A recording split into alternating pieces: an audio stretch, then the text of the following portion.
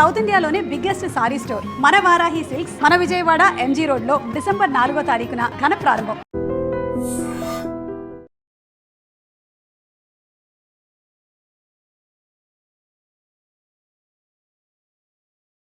మళ్ళీ ఇంత అయిన తర్వాత చూస్తున్నాను. నువ్వు వచ్చావు ఇంటికి పండగ బాగారు బాగున్నారా? మీరు బాగున్నారా? నాకేంటండి శబాసుకున్నాను. రండి నా ఇంట్లో నాకు మర్యాదలు ఏంటండి? ఏంటండి సంగతులు? ఏం లేదు, మీ అన్నయ్య గారిది. ఏంటే అసలు ఊసే నా దగ్గర వద్దు. లేకపోతే ఏంటంటే ఆడు తమ్ముడు నేను ఒకటి ఇక్కడ ఉన్నాను, నాకు కొంపగోడు పిల్ల జల్ల ఉన్నారని ఆడు గుర్తుంటే ఏడాదికి ఉపాధి ఇక్కడికి రాకపోతాడా? అసలు మేము ఉన్నామో లేవో చూడకపోతాడా? అది కాదు బాబాయ్, నాన్నకి 24 గంటలు ఆటలు పోటీలు, ఇదేగా మీ నాన్నగారి చేస, రావటం కుదరలేదు అంటావు. అమ్మా రాని పెదనాన్న గురించి ఎందుకు గాని, చెల్లెం వచ్చింది కదా, నువ్వు వెళ్ళి పూరిల సంగతి చూడు. యారా చేసిన పూరీలు మొత్తం మీరిద్దరూ లాగించడమేనా? వచ్చిన వాళ్ళకి ఏమైనా పెట్టేది ఉందా? యువతల పెద్ద మనిషి విశ్వం గారు వచ్చారు, ఆయన మంచి మర్యాద చూడొద్దు. అయ్యో భలేవాళ్ళే, మన ఇంట్లో నాకు ప్రత్యేకించి మర్యాదలు ఏంటండి? మీరెవరు అసలు? మీరు ఎవరనే 20 ఏళ్ళగా మా అన్నయ్య మీ ఇంట్లో అద్దెకుంటున్నా ఏనాడన్నా మీరు ఆయన అద్దె మనిషిలో చూసారా? ఆయన కూడా అది తన సొంత ఇల్లు లాగానే చూసుకుంటున్నారా? మీకు పిల్లలు లేకపోయినా మా లక్ష్మినే మీ సొంత బిడ్డలా చూసుకుంటున్నారా? ఎవరండి ఈ రోజుల్లోనూ? మీకు కాకపోతే ఇంకెవరికి చేస్తామండి మర్యాదలో? సర్లేండి, మర్యాదలు ఏముంది కానీ ఇంతకీ అమ్మాయి నేను ఇక్కడికి వచ్చింది ఎందుకు? అదే ఊళ్ళో. నేను అడగను, అది ఎంత ముఖ్యమైన పని అయినా సరే నేను పట్టించుకోను గాక పట్టించుకోను. ఏళ్ల తరబడి ఎండిపోతున్న పొలాలకి వాన వచ్చినట్టుగా ఇన్నాళ్ళకి మా లక్ష్మి మా ఇంటికి వచ్చింది. ఏమైనా సరే పండగెళ్ళిన దాకా ఉండి తీరాల్సిందే, అంతే అంతే.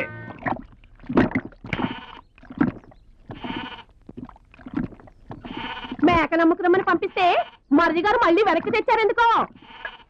కంచాల టైంకి మాత్రం టెన్షన్గా వచ్చి కూర్చుంటాడు. అడగరేంటి బావగారు?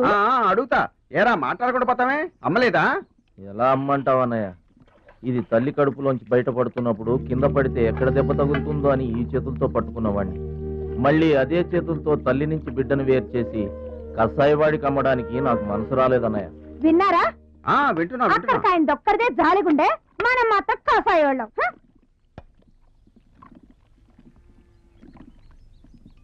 బాబాయ్ మొదటి ముద్ద నాకు. నీకు పెట్టాకే నేను తింటానమ్మా.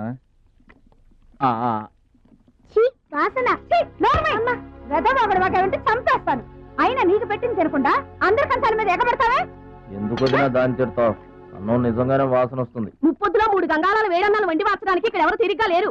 అయినా మిగిలిపోయిన అన్నం బయట పారేసుకుంటారా ఏంటి? ఎవరింట తింటలేదు? అలాంటప్పుడు అన్నం మాకు కూడా పెట్టచ్చుకోవద్దునా? అక్కడికేమో మీ తమ్ముడి మీద మీకు ప్రేమ ఉన్నట్టు మాకేమో లేనట్ట. ఉన్నదేదో పెట్టాం, దిగితే ముద్దు మింగమనండి, లేకపోతే వెళ్ళి చేయి కడుక్కోమనండి. ఎందుకేమన్నా తాడిపోసుకుంటావు? నేను ఇద్దరం చేసే పని వాడు ఒకటే చేస్తాడు. మన నలుగురిని తినే తిండి ఒక్కడే తింటాడు. భద్రాచలం, ఒరే భద్రాచలం, రేరా అన్నం మీద అలిగేలోని ఏం పిలవక్కర్లేదు.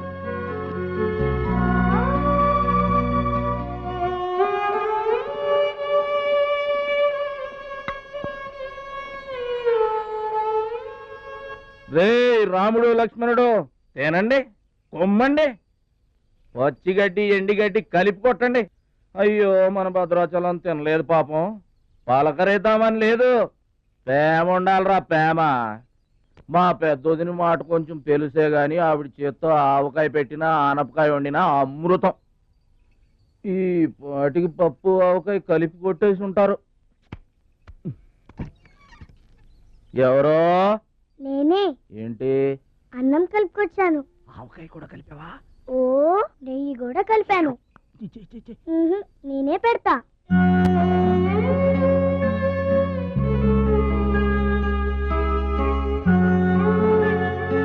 ఏంటి ఏడుస్తున్నా? మా అమ్మ మాటలు గుర్తుకొచ్చాయా? మా అమ్మ గుర్తుకొచ్చింది. క్రితం జన్మలో నువ్వు మా అమ్మవై ఉంటావు. నాకు తల్లి ప్రేమ తెలియకపోయినా నీలో మా అమ్మను చూసుకుంటున్నాను. అయితే తిను.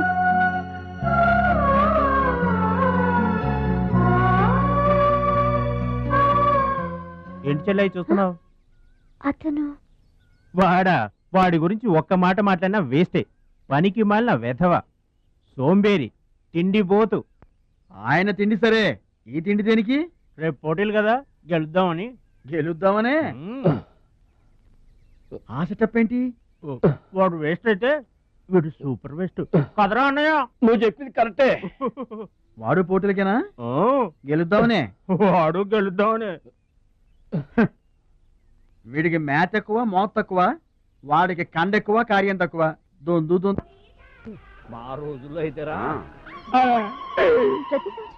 ప్రతి సంవత్సరం అమ్మా. నువ్వా? పాతికిస్తావా? పాతికేంటి? పాలా ఇస్తావా? పావలా ఏంట్రా? పోనీ ఊరికే ఇస్తా. అవుతాడేంట్రా? ఇసుక బత్తాలు ఎత్తుతుంటే ఆడోళ్ళు ఇరగబడి చూసేవాళ్ళు. పిచ్చాయి బావా, పిచ్చాయి బాయ్. ఎడు ప్రతి సంవత్సరం లాగానే ఈ సంవత్సరం కూడా జరగబోయే శ్రీరామనవమి పోటీలను మన ఊరి సర్పంచ్ గారు ప్రారంభిస్తారు.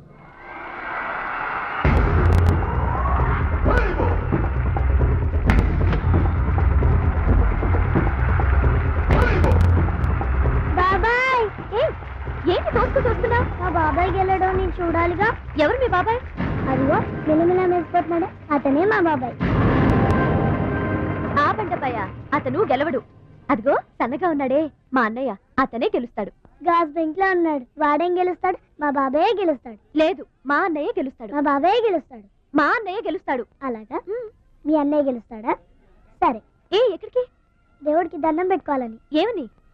ఈసారి మళ్ళీ మీరు పడవెక్కినప్పుడు దానికి చిల్లు పడి మీరందరు గోదావరిలో మునిపోవాలి. అమ్మో, ఇలా కూడా దండం పెట్టుకుంటారా? మీ బాబాయ్ గెలుస్తాడు కానీ అలాంటి దండాలు పెట్టుకోవద్దు నువ్వు. సరే, మా బాబాయ్ గెలవాలని దండం పెట్టుకో. సరే.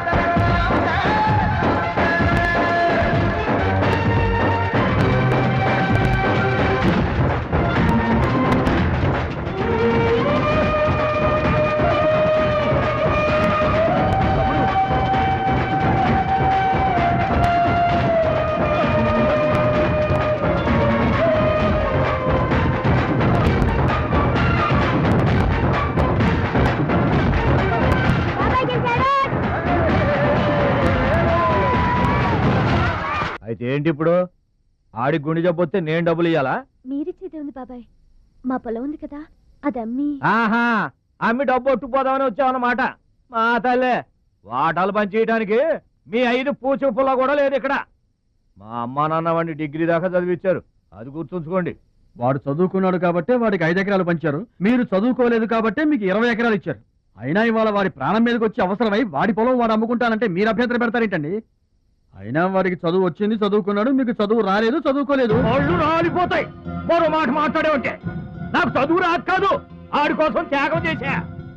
అన్నయ్య నువ్వు పలక బల్పం పట్టుకో, నేను పలుకు పార పట్టుకుంటానన్న. అన్నయ్య నువ్వు బళ్ళోకి వెళ్ళు, నేను బర్రెల కాపలాకి వెళ్తానన్నా. అన్నయ్య నువ్వు లాగు చొక్కా వేసుకో, నేను గోసి పెట్టుకుంటానన్నా. ఇలా ఆడి కోసం త్యాగాలు చేయబెట్టాడు, చదువుకొని గొప్పడు అయిపోయాడు. ఇంకా ఆడి కోసం త్యాగాలు చేసి నా పెళ్ళం పిల్ల రోడ్ల మీద అడుక్కు తినమంటావా? చెప్పు చౌమహా. అలా అంటావేంటి బాబాయ్? 15 ఏళ్లుగా మా పొలం మీరు పండించుకుంటున్నా ఒక్క పైసా కూడా అడగలేదు. ఇవాళ అవసరం వచ్చి మా పొలం మేము అమ్ముకుంటామంటే కుదరదంటారేంటి? ఏంటి నిలదీస్తున్నావా? నీకు సమాధానం చెప్పాల్సిన అవసరం నాకు లేదు. పిచ్చయ్య గారు, మీరు మాట్లాడుతుంది ఏమీ బాగలేదు. అరే, ఆపరేషన్కి అవసరమై వాడి పొలం వాడు. పొలం మాట ఎత్తకుండా ఉంటావంటే నేను రాత్రికేడ పడుకొని పొద్దుటే వెళ్ళిపోండి, లేదా అక్కర్లేదు, మేమే వెళ్ళిపోతాం.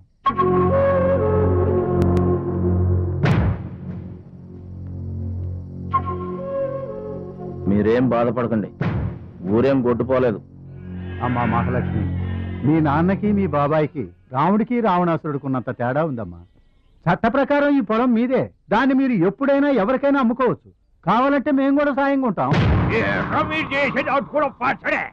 ఏంటి మీరు పంచాయతీ ఎట్టగానే పంచాయతీ అడిచిపోయి పరిగెత్తుకుంటా వచ్చి మీ కాళ్ళ కడబడతాం అనుకుంటున్నారా? ఏయ్, పిచ్చి పిచ్చి వేసారంటే పొలంలో కలుపుని తీసినట్టు తీసి అవసరం మరేట అనుకుంటున్నారా? పిచ్చియా, నోరు జారుతున్నావు.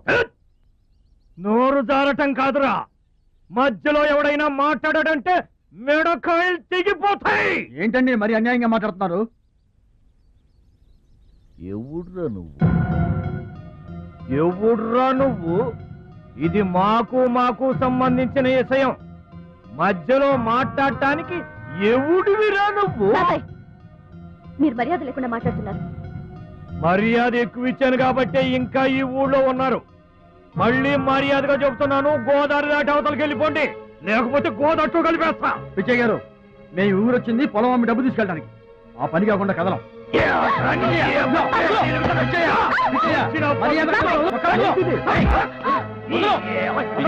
తప్పు చేస్తున్నావు. నువ్వెవడ్రా చెప్పటానికి? మనిషిని రా పశువా. నాన్న మీరే చేసుకుంటావరా?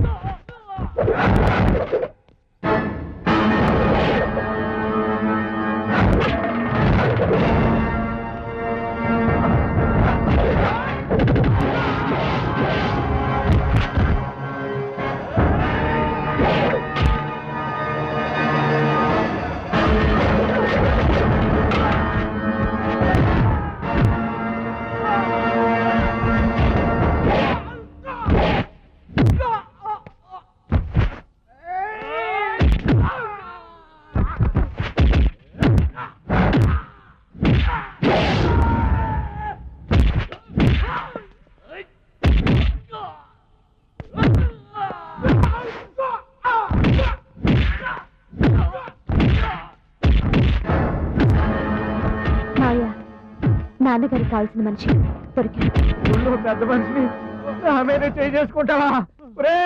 ఒరే భద్రాచలం, నీ అంత చూస్తాను. చూసారులే పొండిరా, మొదలే చూడలేదు, నా అంతేం చూస్తారు? ఇంత గొడవ జరిగిన తర్వాత ఇక మా పొలం ఎవరు కొంటారు? ఎవరో కొనకపోతే నేను కొంటానమ్మా. చుబ్బలు కొంటావా? పిడి కావాలా? నీకు ఏది కావాలి? వారం తిరగకుండా మీ డబ్బులు మీ చేతిలో ఉంటాయి. ఉంటానండి. ప్రెసిడెంట్ గారు డబ్బిచ్చి నిన్నే హైదరాబాద్ పంపిస్తాన్నారయ్యా. నేను హైదరాబాద్ రావటం ఏంటి, ఊరుకోండి. ఏంటమ్మాయి గారు మీరు కంగారు పడుతున్నారు? ఆపరేషన్ చక్కగా జరుగుతుంది, మీ నాన్నగారు 100 ఏళ్ళు చల్లగుంటారు. ఏంటండి తప్పు మాట్లాడానా? భద్రాచలం, అసలు నీ గురించి నువ్వెప్పుడైనా ఆలోచించుకున్నావా? ఆలోచించుకోవడానికి ఇంకేముంటుందండి? కష్టపడి పని చేయడం, కడుపు నిండా తినడం, ఏళ్ళకి తొంగోవడం, అంతేనా? అంతకు మించి ఇంకేముంటుందండి? ఉంది. నీలో నీకే తెలియని ఒక గొప్ప కళ ఉంది. నీకోసం ఎదురు చూసే ప్రపంచం ఒకటి ఉంది. ఒట్టండి, ఒక్క ముక్క అర్థం కాలేదండి. ఇందులో అర్థం కాకపోవడానికి ఏముందయ్యా? చూడు, నీళ్లలో మునిగిపోతున్న పడవను కాపాడి ఒడ్డుకు లాక్కొస్తుంటే నీలో సంజీవని పర్వతం మోసుకొస్తున్న హనుమంతుడు కనిపించాడు. పంచాయతీలో అంతమందిని చితకబాదేస్తుంటే కొండల్ని పిండి చేస్తున్న భీముడు నీలో కనిపించాడు. చూడు భద్రాచలం, ఇన్నాళ్లుగా నీలాంటి వాడి కోసమే వాళ్ళ నాన్నగారు వెతుకుతున్నారయ్యా. నువ్వు వాళ్ళ నాన్నగారి చేతిలో పడితే టైకొండో ఛాంపియన్ అవుతావు. తాయికొండ? టైక్వాండో. భద్రాచలం కొండ తప్పితే నాకు ఇంకొక కొండ తెలియదండి బాబు. అందుకే నువ్వు తెలుసుకోవాలి. నువ్వు హైదరాబాద్ రావాలి. నమస్కారం అండి, నా బతుకు నన్ను బతకనియండి. ఈ ఊరు, ఈ ఏరు, మా వాళ్ళు, మా పొలం, ఇవి చాలండి నాకు. చూడండి, గోదావరమ్మ గడప దాటి నేను ఎక్కడికి రానండి. నువ్వు రావాలి. ఎస్, సూర్యుడు తాను ఉదయించిన చోటే ఉండిపోతానంటే లోకంలో వెళ్తురుంటుందా? కాబట్టి నువ్వు రావాలి.